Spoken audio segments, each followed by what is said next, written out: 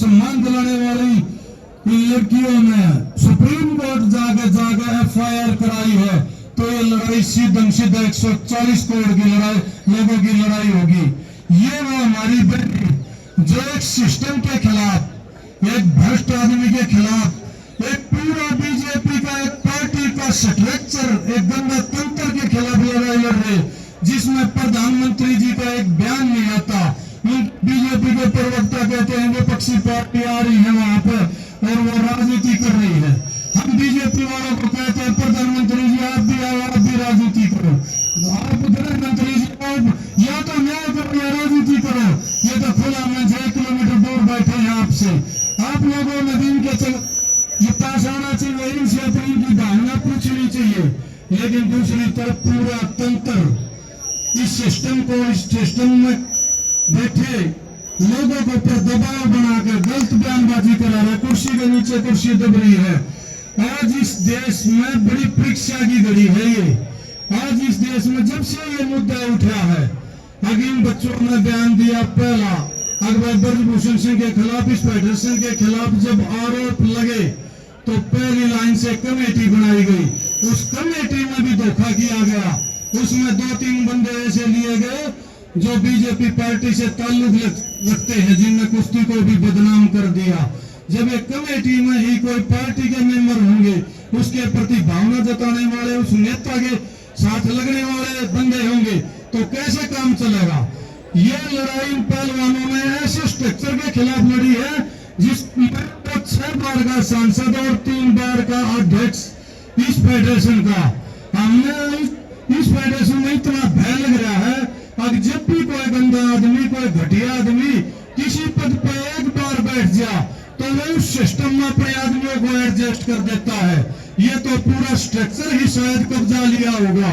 इस फेडरेशन में पता नहीं कितने आदमी हर स्टेट से, हर जिला से, कैसे कैसे लोग घटिया इसमें इन्वॉल्व किए होंगे, कैसी कैसी लड़ाई से कैसे कैसे बयान दिलवाने लग रहे हैं, बता रहे हैं।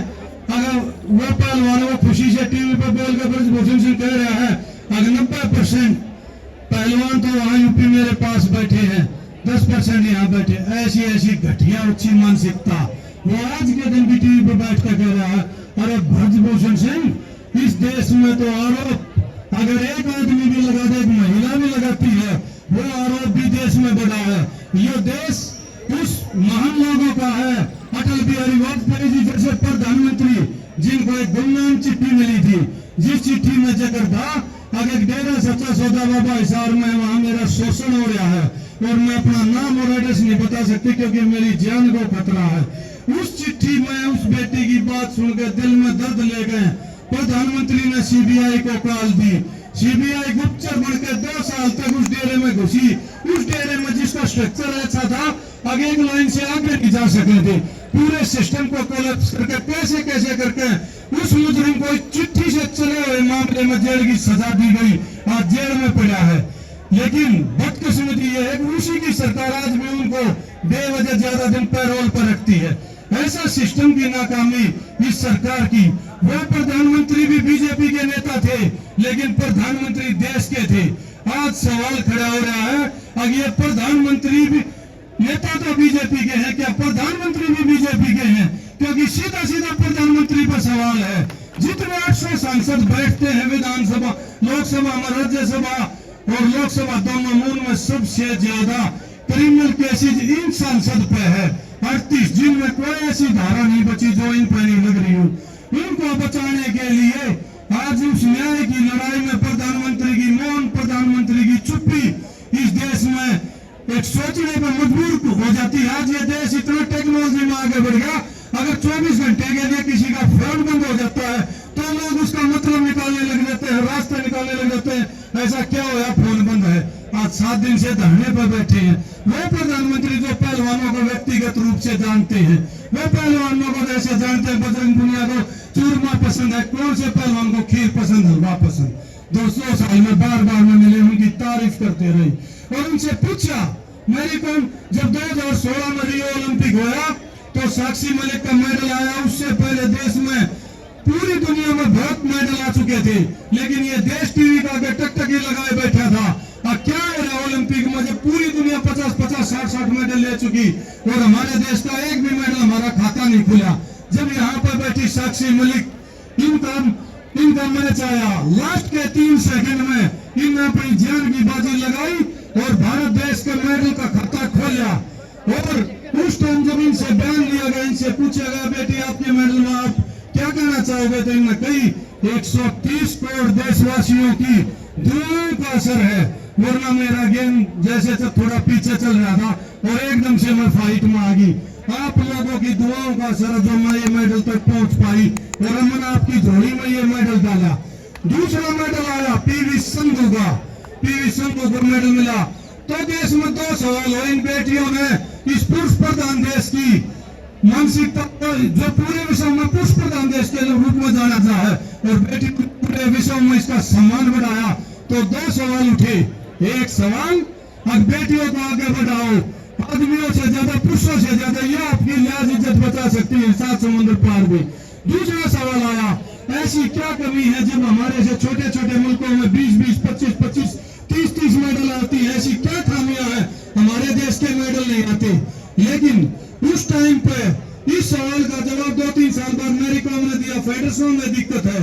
2 साल बाद विनेश फोगाट ने जैसे बताया, मैंने प्रधानमंत्री जो को इशारा दिया था, नहीं बात हो पाई। देश के प्रधानमंत्री हैं, विदेश में भी ज्यादा रहते हैं, बिजी हैं, नहीं बात हो पाई होगी। लेकिन आज जब ये बेटियां जंतर मंतर की इस धरती से चीख पुकार करके कह रही है, अब इस फेडरेशन में सिस्टम है, आपको अगर मेडल लेने हैं तो ये पूरे स्ट्रक्चर को सुधारना पड़ेगा, देश के फेडरेशन सिस्टम को। हमने तो आवाज उठा दी, क्या पता ऐसा भी फेडरेशन सिस्टम में ऐसा भी शासन और कोई आवाज ना उठा रहा हो, क्योंकि देश में दुनिया में आवाज उठाने वाले बहुत कम लोग हैं, आवाज बहुत कम लोग उठा पाते, शोषण पूरे देश का होता है। आज इन बेटियों के लिए जब ये 130 करोड़ के मुल्क की पूरी दुनिया में जाकर रियो ओलंपिक में ये बेटियां 130 करोड़ के लोगों का इज्जत बचा सकती है, उसके झंडे की इज्जत बचा सकती है, तो ये सवाल खड़ा होता है, जब से तो बाद आबादी 10 करोड़ बढ़ भी गई, क्या आज के दिन 140 करोड़ लोगों का ये हक नहीं बनता कि वही एक लड़की की इज्जत नहीं बचाएंगे? क्या 130 करोड़ के मुल्क की आबादी की इज्जत एक बेटी ने बचाई, क्या 140 करोड़ लोग एक बेटी की इज्जत नहीं बचा सकते? ये सवाल खड़ा हो गया है। आप लोग इस लड़ाई को छोटी मत मानो, आप सोचो कितने बड़े सिस्टम से जब एक एफआईआर देश के सोना चंद्र हीरे जवाहरात जैसे हमारे बच्चे वो भी सुप्रीम कोर्ट से गाइडलाइन लेते हैं, इन थानों में दोबारा से वो गाइडलाइन आई है कि इन पर निष्पक्ष जांच करो। जब ये हमारी एफआईआर नहीं कर रहे थे तो हम आज इतनी जल्दी विश्वास कैसे करेंगे इनमें न्याय भी होगा? आप लोग अपने घर में, मोहल्ले में, गली में 140 करोड़ लोगों की ये जिम्मेवारी बनती है। जब देश में तानाशाही की सरकार हो जाए, अहंकार हो जाए और देश को ये समझ में ना हो देश किस दिशा में चल रहा है, तो देश का ये हक बनता है अब उसको दिशा दे। क्योंकि आज जिस हिसाब से प्रधानमंत्री जी मोड़ बैठे हैं, उस हिसाब से हमें लगता है जैसे लोगों की वोट लेकर ही नहीं बैठे, जैसे जनतंत्र का अधिकार से नहीं बैठे। इन्हें कभी वोट की भी जरूरत पड़ेगी, ये कभी ये लोगों के बीच में भी आएंगे, ऐसा डर महसूस हो रहा है। तो आज के दिन लोकतंत्र भी खतरे में हो सकता है, ये ऐसा चल रहा है। तो मैं 140 करोड़ लोगों को ये कहना चाहता हूँ, आप लोग कुछ भी ना करके अपने घर में रह गए, लेकिन अपनी गली में, अपनी बालकनी से एक आवाज जरूर दे सकते हैं रुका मार के शाम के समय, और वो आवाज है उस गली में, उस रोड की तरफ, शर्म ऑन यू ब्रजभूषण सिंह, शर्म ऑन यू, शर्म ऑन यू ब्रजभूषण सिंह, शर्म ऑन यू। शर्म है आप जैसे लोग इस स्ट्रक्चर में बैठे हैं, फेडरेशन में बैठे हैं और पूरे बीजेपी का स्ट्रक्चर आपको बचाने में लगा है। मैं ये आखिर में साहिब लुधियानवी जी के कविता से, उनके बात से अपनी बात को खत्म करता हूँ। 1000 बरस गिरे, लाख आंधियां आए, जिन फूलों को खिलना है वो खिलकर रहेंगे, तो इन बच्चों को न्याय मिलेगा। ये फूल ऐसे खिलेंगे, मेडल लेंगे, 3 महीने बाद मेडल लेंगे, 2024 में ओलंपिक में मेडल लेंगे। तो आज इन लोगों की दुआओं से पूरे देश की से मैं इन बच्चों को आश्वस्त करना चाह रहा हूँ, आप सही लाइन में चल रहे हो, आपको न्याय मिलेगा। अगर आपके न्याय में धोखा हुआ तो 2 रास्ते बन जाएंगे, लोगों को बलात्कार की एफआईआर दर्ज हो जाए ना हो जाए, लेकिन पूरी दुनिया में जो गलीगल गुंडे बदमाश मवाली आंडे हैं, इनके खिलाफ कोई जाएगी और ये देश किसी भी हालत में कबूल नहीं करेगा अगर इस देश की बच्चियां सुरक्षित हो, क्योंकि इस देश की बेटियां आन बान शान है। ये वो देश है जहां बेटियों की गाली तक नहीं होती जाती और यहाँ शोषण और गंदी नजर से देखने वाले लोग कैसे बच पाएंगे। जय हिंद, जय भारत। बहुत बहुत बढ़िया भाई था।